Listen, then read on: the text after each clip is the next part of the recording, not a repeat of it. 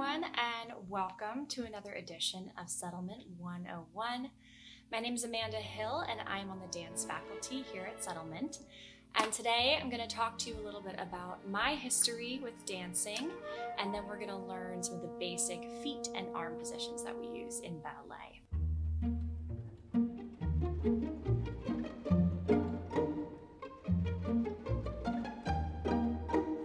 So I started dancing when I was 2 years old, taking dance classes, creative movement and ballet, and loved it right away. And when I was about 12 years old was when I realized that it was what I wanted to do as my career.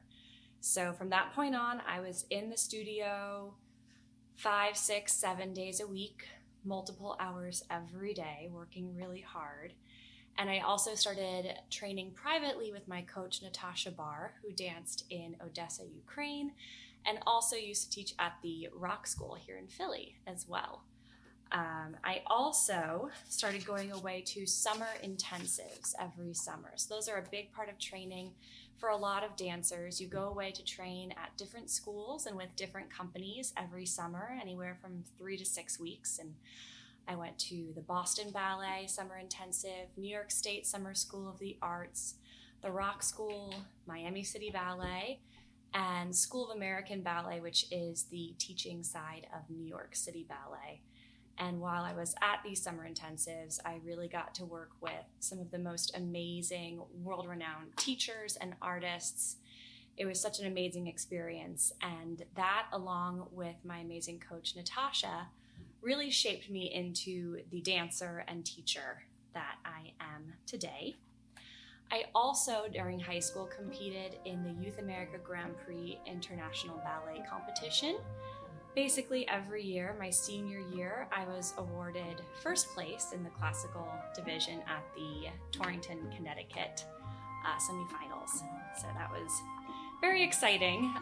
Then I went on to go to University of the Arts in Philadelphia, right here in Philly, and I majored in ballet on a presidential scholarship, but also while at UArts I took many courses in modern, jazz, hip-hop, tap, and lots of contemporary repertoire there as well.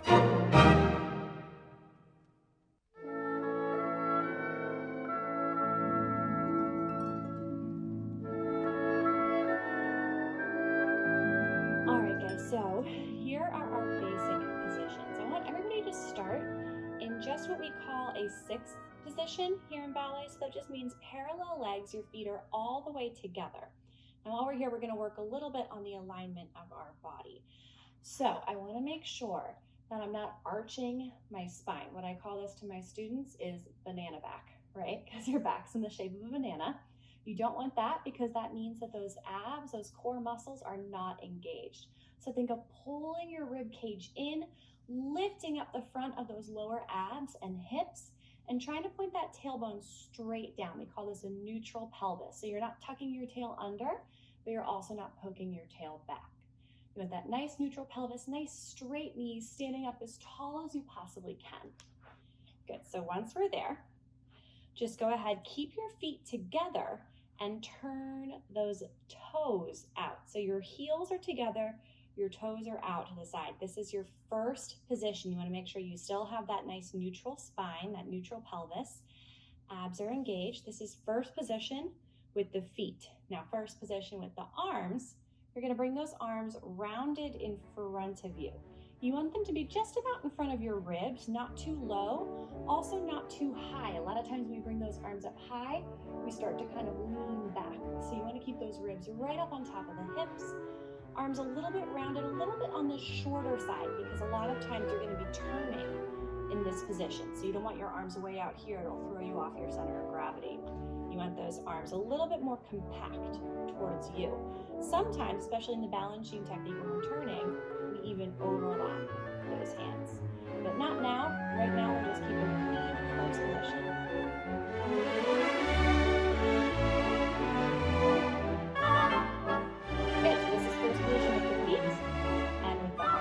Take it to second position. Let's start with those feet.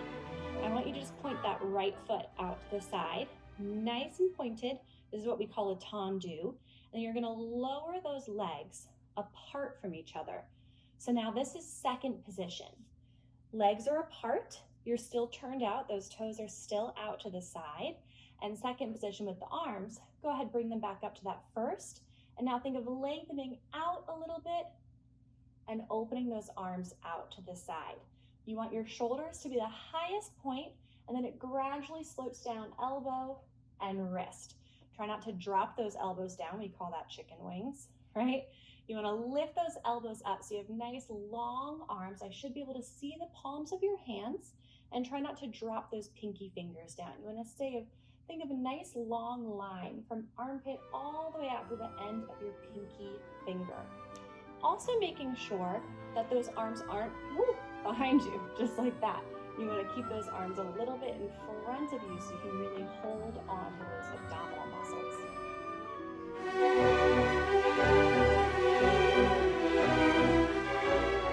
We're going to take it to a third position. So go ahead, bring those hands to your hips. Point that right foot again. And now you're going to slide it across the opposite foot till your heel is just about in the middle of your arch. Now, in a lot of methods, we don't really use this position to dance in too much. It's more of a training position to get you ready for fifth position, which we'll do later. So this is third position with those feet. Now, third position with the arms. We're going to take the opposite arm to the foot in front today. You can do either way, but for today, let's take that opposite arm. So you'll take your left arm, bring it back in front of you like it's in a first position. To remember this one for my students, I like to say 1 plus 2, first position plus second position equals third position, right? So we have that here. Again, this hand is just in front of the center line of your body. Try not to overcross it. Nice and round like you're holding a beach ball. This arm stays nice and long, and that's your third position.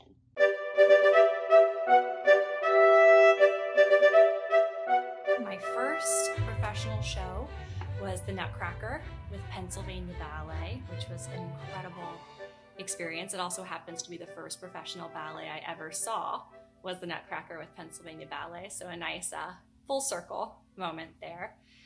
And I continued to guest dance with Pennsylvania Ballet throughout my college years. I also danced with a contemporary ballet company, Ballet Fleming, during college as a guest dancer. When I graduated UArts in 2013, I joined Ballet Fleming as a full-time company member and danced there for several seasons, mainly principal and soloist roles, including Snow White in the ballet Snow White, which was a very, very fun experience. After my years at Ballet Fleming, I then joined Brandywine Ballet, which is out in Westchester, as a principal dancer. And while I was there, I got to dance the Lilac Fairy in Sleeping Beauty, the Celestial Being in Nancy Page's Beauty and the Beast, Dark Angel in George Balanchine's Serenade, and Dewdrop and Snow Queen in the Nutcracker, along with many other roles.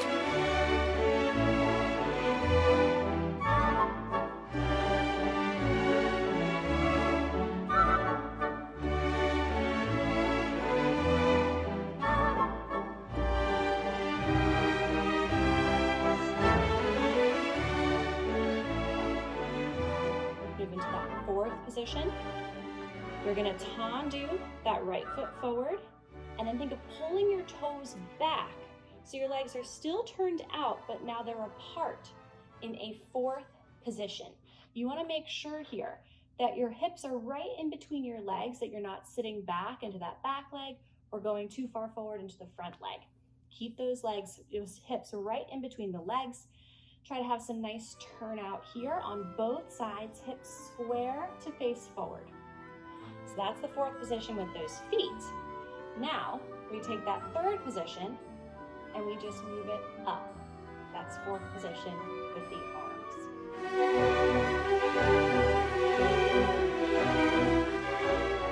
Now from here, let's practice our fifth position. Tendu that foot in front of you and close it. Now this is kind of like our third, but instead of your heel being across the center of your foot, your heel goes all the way across to your big toe.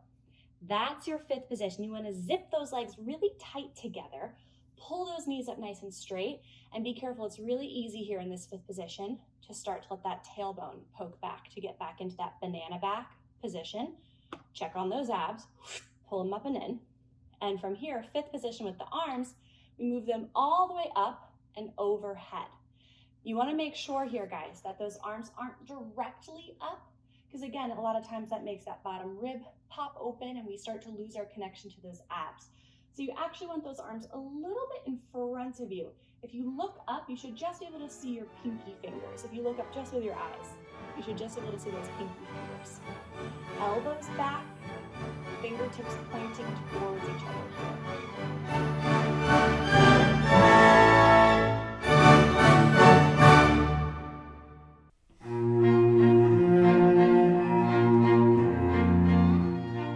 Good.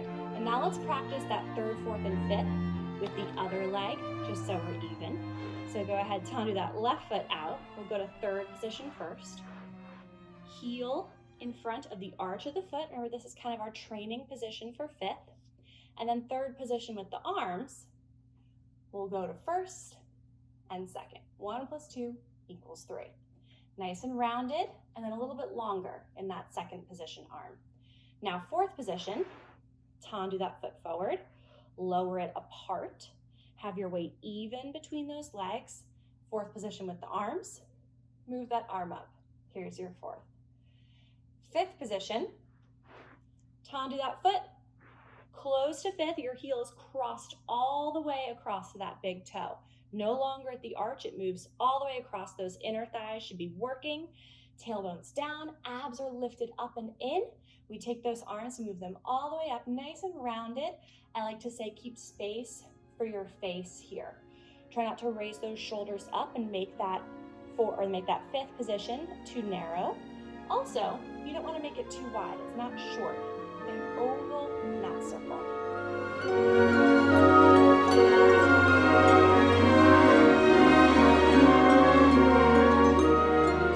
I began working as a teacher's assistant when I was still a student myself at my home studio, assisting the teachers in teaching the younger classes. And then I began professionally teaching again while I was at UArts. And I started teaching at Settlement Music School shortly after receiving my degree. I think teaching is so amazing because I love, obviously, the art form of dance, but I also love what it does for students. Physical activity is so good for you, good for your mental health and your physical health. The specific techniques and methods that we use in dance that are so integral to what dance is, they teach children discipline and confidence, and having to really work hard at something, but then also feel like you've mastered it gives them such a sense of achievement. An important part of my work is to give students the space and opportunity to develop as artists. I want to encourage their creativity, and I want to just basically show them that these techniques that we work so hard on are really just a highly refined channel for them to bring their own artistry and creativity into the world.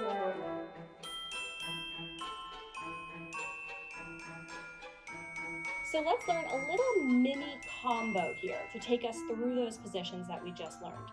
We'll start in first position. Just go ahead and follow after me. We're in first position, bring those arms up to first. Good, now from here, let's tendu that right foot to the side, open your arms to second, and now we're in second position. Good, tendu that right foot, cross it to third as the left arm crosses to third. Good, tendu, and now fourth position. Good. Tendu, and now let's bring those arms all the way down, all the way up to fifth. Same thing, other side. Tendu that left foot to the side, close to first, bring those arms to first. Good. Now from here, I'm just going to scooch over a little bit so you can still see me on my foot camera here. We're going to tendu that left foot to the side, second position with feet, second position with arms.